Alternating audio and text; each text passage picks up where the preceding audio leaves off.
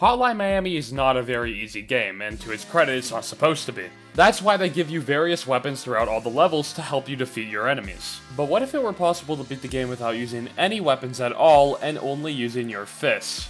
Well, let's get into it, shall we?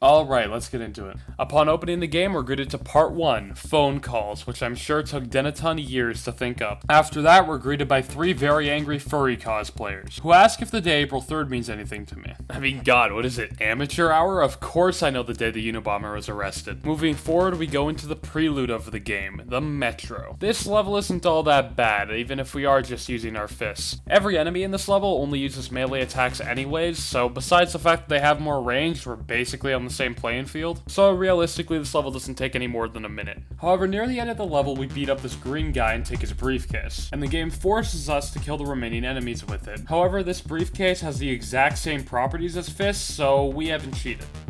Yet. But surprise, surprise, the level isn't over yet. We have to fight a mini-boss. After we throw the briefcase we worked so hard to get into a garbage can for reasons I won't explain, this scruffy old man shows up and we beat him with one punch.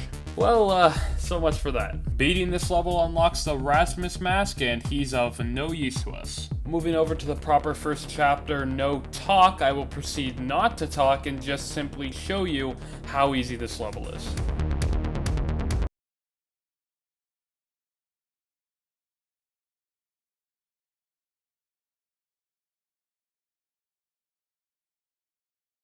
They have guns, but they're still no match for our fists. All in all, this level is literally just one room, and a quite easy one at that. The guys with guns, you just bait them out, and there's no problem. But more importantly, beating this level unlocks the masked Tony, who is going to be our best friend for the rest of this run. The reason for this being that Tony's mask grants you the ability Fists of Fury, which means anyone that he punches will die immediately, and we won't have to kill them after they're knocked down. A nice quality of life thing to have in a run where we can only use our fists. Of course, Tony still has the ability to pick up weapons, and we're still missing out on that, but hey, it's better than nothing. Anyways, answer this, atheist. If Herobrine isn't real, then how did my dad die of a Herobrine overdose? That's right, Chapter 2, Overdose, with our new mask, Tony. Anyways, the first room of Overdose is particularly easy. None of the enemies really look at you, which makes it really easy to just walk up and punch them. Besides this one guy with a shotgun who runs at you at the beginning, but if you're able to juke him, it's pretty easy to punch him as well. Room 2 ups the ante a little bit, especially by adding a lot of enemies that have guns. Playing the corners and baiting the guys with the guns into the room you're in is quite a good strat here. Pistol Peter at the top over here is quite annoying to bait out, but it is still possible, and if you're fast enough, you can even just run up to him and sock him in the mouth. And with Overdose dealt with, we move over to Decadence. Decadence. Hold on.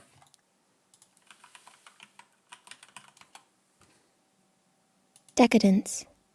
Moving forward into Decadence, we get even more enemies with even more guns. However, it's nothing we can't handle. First floor is pretty simple, as most of the enemies past just walk right into you, and part 2 is even simpler because we just have to bait the enemies out. But wait, there's a problem. After beating floor 2, going back to floor 1 will spawn a boss, where you have to shoot him with a shotgun twice in order to kill him. Well, that solves it then. The run is over. You can't beat Hotline Miami without only using your fists. Well, I'll see you guys in the next video.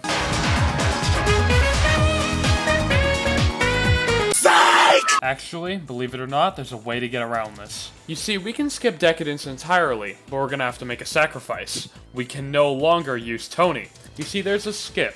Using any mask that can knock people down, you can actually glitch into the car early and skip the entirety of Decadence. Let me show you how it's done. You see, normally when you open a door to a level in this game, you can't go back into it until you beat the level.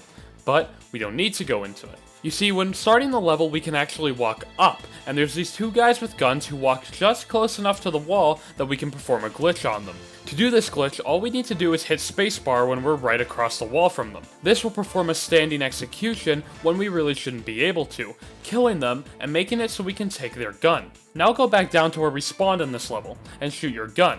And unfortunately, we do have to fire our gun at least once here, but at least it's not the two we'd put into the boss. Anyways, this should make a few enemies who spawn near the beginning of the level to run over to your location. When they walk over to you, punch them into the car, or at least close enough to it, so you can perform a takedown on their downed body. This will cause you to phase into the car and the level will end before it really even got started. Completely skipping the boss fight at the end, and while we did have to shoot one gunshot, it's better than shooting the two we needed to shoot into the boss. And that moves us on to part 2, questions, where this little yellow guy will ask us a question that people designing merch for this game will never forget. Do you like hurting other people? Actually, you know what, to be honest with you, it kind of looks bad to wear a shirt that says, do you like hurting other people in public outside of the context of the game? But, you know, it is what it is. Anyways, tension builds as we move into the 4th chapter. Tension introduces dogs into the game, which are very annoying enemies that go very quick and need to be killed by either a melee weapon or a gun, which means they'll make the run very difficult. Well, I mean they would, if it weren't for the fact that Tony pulls through as the MVP again. Tony's mask not only makes it so when you punch an enemy they die instantly, but also, when you punch a dog, they'll die, which you normally can't do with any other mask in the game. Now, Floor 2 of Tension is actually where the run starts to get muddy. Floor 2 contains this room with a hostage and a bomb inside, and the only way to get into it is by picking up a gun and shooting it, which brings our gunfire count to 2. And I'm serious, I tried every way to try to get around this, even looking for glitches to go through walls, but it seems like the only things that ever want to go through walls in this game are enemies and not Jack himself. And to make matters worse, these two guys at the end of the level are not killable with anything but a gun, so that brings our gunshots fired count up to 4. Things have not been looking good for us in terms of actually beating the game only using our fists. We're at 4 gunshots, but hey, 4 levels, 4 gunshots. I'd say we're doing alright at the very least. Anyways, moving forward, I have a full house filled with illegal immigrants. Full house is a very nice change of pace because it's not fucking bullshit, which means that we can get past it pretty quick. The only thing that could quote-unquote hurt this run in this level would be the dogs, but again, Tony can punch dogs, so it's all good. All in all, Full House is a pretty easy level and a pretty slow one, but I'm honestly fine with that. The last 2 levels have added 4 gunshots to our total alone, so I'll take any break I can get. Anyways, that's unimportant because we're gonna move over to, oh god, kill me. If you watch me do this live on Twitch, you already know how much of a pain this was, but if you didn't, I'll fill you in. On the first floor of Clean Hit, the left side is filled with 2 big guys and 4 waiters. What you're supposed to do is open the door and shoot all of them. But, this being a fist-only run, I tried to minimize the amount of shooting I'd be doing. I knew for a fact there likely wasn't a way to get out of shooting the big guys, but I could at least try not shooting the waiters. But how was I gonna do that? Running towards them with my fist was only getting me shot. So I devised a strategy. Use Graham instead of Tony, and run back and forth between the 2 doors until they run out of ammo trying to shoot at me, and then run in and punch them. However, I also had to wait until the waiters would move to roughly the middle of the map so they'd be able to see me and try to shoot me when I was going through the door. It sounds like a simple strategy, but it was painful to execute. But in the end, to my surprise, my plan actually ended up working and they ran out of ammo and they couldn't shoot me anymore. So all I had to do now was run in and punch them. I'll let you listen in to me live to figure out if that actually ended up working out or not.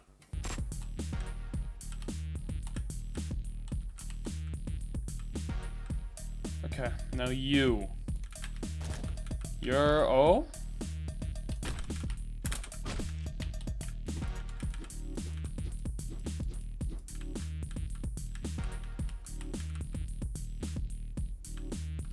You're kidding me. You're kidding. The whole time. Maybe you can pass the level without killing them. Oh my. Oh my god. Oh my god, the whole time. You can't even fucking get past without killing them. You can't melee them. Look at them. Look. Look at this shit. Oh my god, you gotta be... You cannot be serious. Oh, I actually need to gun them down.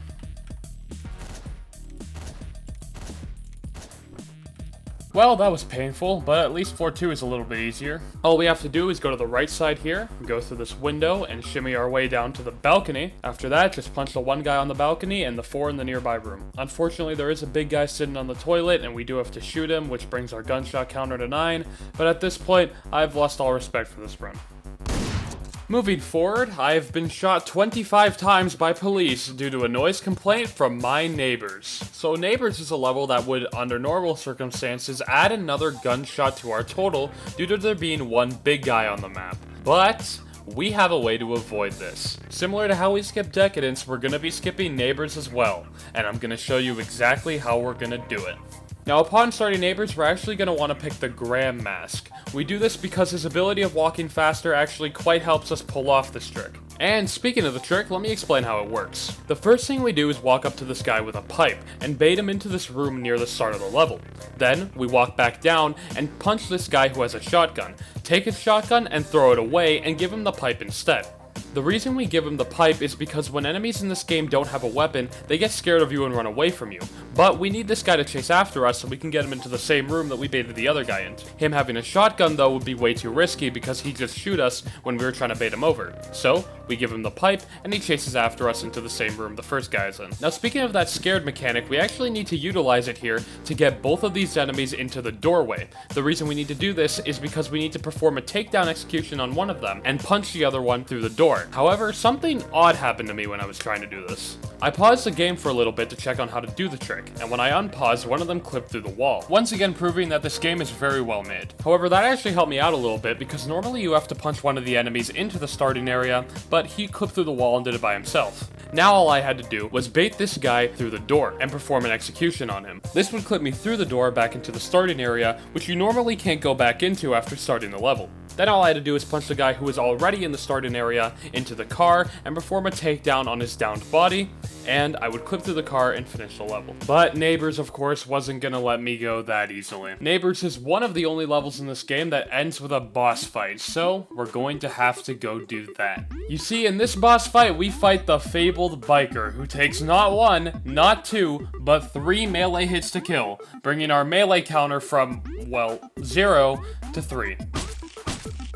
And yes, you do have to use the golf club to kill him, there's no way around it. Alright, let's get this over with. Part 3, visitations or something. Look, we see the 3 guys in masks again. One of them is gonna grant me 3 predictions or something, and one of them's a bigger house. Look, I don't know, the game is hard to follow at this point. Look, let's just ignore everything and just go into the next level, okay? What do we have next? Push it. You see, I can make a very easy sexual innuendo here, and I won't, for the sake of my viewers. Oh, but by the way, I pushed you in your mom last. So, anyways, did you guys have a nice breakfast? Maybe a good lunch? You guys do anything interesting lately? Pick up any new hobbies? Look, I know I'm supposed to be talking about the level, but push it. More like push over, am I right? Yeah, it's a good one, huh? It's a good one. It's funny. It's funny, isn't it? It's fun. It's a good one. It's a funny one. Push it is laughably easy for how late we are in the game. All they do is really just put a bunch of enemies with guns and expect it to be difficult. It's not. I mean, does the game not realize that we're doing a fist-only run and we have Tony? These guys are no threat to us. Literally the only enemies in this entire level are regular enemies with guns and melee weapons and dogs, who we can all punch with Tony, so we're fine. This level we get out clean. No gunshots or melee kills added. Thank God. I was getting worried. Hey guys, do you want to know my favorite overrated action-adventure series developed for the Xbox 360, Xbox One, and Microsoft Windows? That's right. I'm thinking of Crackdown. Oh, but I never played Crackdown. You know what? I'm sorry. Anyways, Crackdown I hate casually. I think it goes against every piece of logical game design on the planet. This ending part with the sniper and it just kind of randomly shoots you, but sometimes it doesn't shoot you, so you can go through it. It makes no fucking sense to me. But, for the sake of the challenge, I actually quite like this level because it's kind of another freebie. Similar to Push It, the only enemies this level has are regular enemies with guns and melee weapons, and of course dogs, which we can both punch with Tony, so we're good. This level's kind of free. Huh. I never thought I'd be complimenting Crackdown, but here I am. Ooh boy, now we move into hot and heavy. It's funny, those are the same words I used to describe your mother. Get it? 'Cause she's fat. So this level is not easy by any stretch of the imagination, but at the very least the first floor is pretty generous, only giving us guys with guns, so sitting around corners does the trick. Floor 2 is a little less generous because every single conceivable enemy on the map is hiding behind a window with a shotgun, ready to kill me, but once you get past that part, it's not that bad either. Floor 3 is like Floor 2, but instead of taking every conceivable enemy on the map and putting them behind a window, take every single fucking enemy that the game can render at once and put them behind a window, and you get Floor 3. But at the end of the day, like I said, once you get past it, it's really not that bad. In fact, I had less trouble with Floor 3 than I did Floor 2 somehow. Floor 4 is when things take an unfortunate twist, because up until now on Hot and Heavy, we haven't had to shoot someone. In fact, for the last 2 levels, we haven't had to shoot someone, but Hot and Heavy just couldn't make this a 3-level streak of us not needing to shoot anyone, because they put one big guy on Floor 4, so we have to shoot him, bringing our gunshot total to 10. I sure hope the deadline for my death is soon. Wow, deadline is pretty simple and cool. Wow, we're gonna get out of this level clean. Wow, I really sure hope there isn't a boss fight at the end that would force us to shoot 2 people. Oh no! Oh, but what's that? No way. It's the Hotline Miami fairy, telling me that there's actually a way to get past deadline without killing anyone. Please, tell me your eternal knowledge, fairy. No problem, but I should tell you beforehand, I'm not actually a fairy, I'm actually you, for the sake of not drawing out this joke any longer. And don't worry, this won't take too long, this is like the easiest skip in the run. So this skip is very simple. All we have to do is open these doors, bait this guy with the silenced pistol outside, down him, then pick up his pistol and hit space over him. This will pick him up and have him as a sort of hostage type thing. Then walk above where the car is and hit right click to execute him.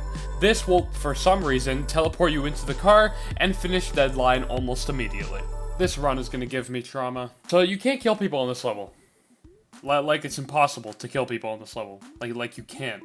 You just walk around and question why you're still playing the game. Cool. I've been arrested on multiple accounts of assault. You know, assault is a level that a lot of people would point towards when they think hardest Hotline Miami level. And I don't blame them, it's definitely not easy. But it's especially detrimental for this run because there's multiple big fat dudes who we're gonna have to shoot. Which is what I would say if we couldn't skip the level outright. Ladies and gentlemen, welcome to the assault skip. So this is probably the hardest skip we have to do in the entire run. This skip is made easier by using weapons to do it, but since we're doing a fist-only run, I tried to minimize the amount of weapons we use. And you can do this skip without using any weapons, which is what I did. But it is significantly more difficult if you choose that route. Anyways, this is the way you do the skip. First, you want to bait 2 enemies into this room and throw their weapons out of the map. At this point, they're intimidated by you since they have no weapon, and you can slowly maneuver them into the doorway. Punch one of them into the doorway and perform a takedown on him, so you get pushed outside of the map, back through the door where you're not normally supposed to be after you enter the level. Then bait another one out of the map with you, punch him behind the car, and then perform a takedown on him. After performing the takedown, the level should restart? Wait, what? Yeah, so I have no idea what caused this, but the first time I did this skip, instead of bringing me to the next level, it just restarted Assault. I have no idea what could have possibly caused this. Maybe it was where I took him down from or something? Like, I don't know, but something weird happened. Either way, I proceeded to do the skip again, and then this time it actually worked and brought me to the next level, finishing Assault without killing anyone with a gun or melee weapon. Boy, do I have a vengeance to enact on the people who let me do this. Hey, are you guys ready for our 3rd skip in a row? Because I'm ready for our 3rd skip in a row. Is there something else I can help with? No, Siri, you're not in this. Anyways, this skip is actually pretty easy. All we have to do is open these doors slightly, but make sure we don't walk into the level or else we won't be able to go back out. Make sure the door on the right opens upwards so this guy from the beginning of the level will see us and follow us outside of the map. Then do what we did on Assault skip and just punch this guy above the car and then take him down while he's on the ground. This should teleport you into the car and finish the level before we kill anyone with a gun or a melee weapon. Oh my lord, we're finally here. The final Showdown. Unfortunately, Showdown is gonna have to ruin our good streak of not killing anyone with guns and melee weapons as we walk into the first room, and there's 2 big guys who you have to kill with this shotgun here, bringing our gunshot counter up to 12. And going into the boss fight, we have to start getting some melee kills. Killing these 2 cats with 2 hits each, killing both of them takes 4 in total, bringing our melee counter to 7. Killing this girl over here takes a melee throw, which is still technically a melee kill, so it brings our counter up to 8. And then 2 more throws for the main boss, bringing our counter up to a solid 10. And that is Hotline Miami. And no, I'm not counting this kill, it's in a cutscene. So is it possible to beat Hotline Miami using only your fists? Maybe not, but it is possible to beat the game in only 12 gunshots and 10 melee kills. And in my eyes, that's a success. Let me also take the time to remind you to subscribe if you're not already. 98% of people who watch my videos aren't subscribed. That's kind of fucked up. Don't be a leech. I also want to shout out my Twitch where I did this run live start to finish, so you can follow that if you want to see more stuff like this happen live. And I also want to shout out you for making it to the end of this video, because that's pretty cool in its own right. I'll see you in the next one. This was Hotline Miami using only your fists, and I need to go lie down.